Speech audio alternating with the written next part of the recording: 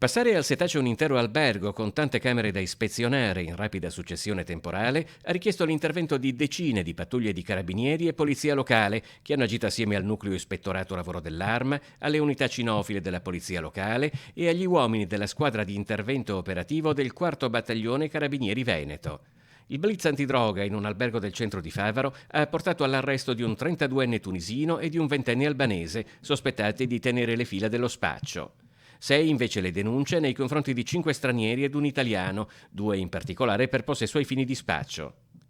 Al gestore bengalese della struttura sono state contestate violazioni della tutela del lavoro per quasi 30.000 euro, alle quali si aggiunge l'accusa di agevolazione dello spaccio di stupefacenti insieme al figlio, che gestiva di fatto l'albergo, e ad un connazionale, che aveva invece la responsabilità della reception. Sequestrate decine di grammi di varie sostanze stupefacenti, 7.500 euro e scatole intere di materiale vario per il confezionamento delle dosi, oltre a smartphone e tablet con i quali si gestiva la clientela.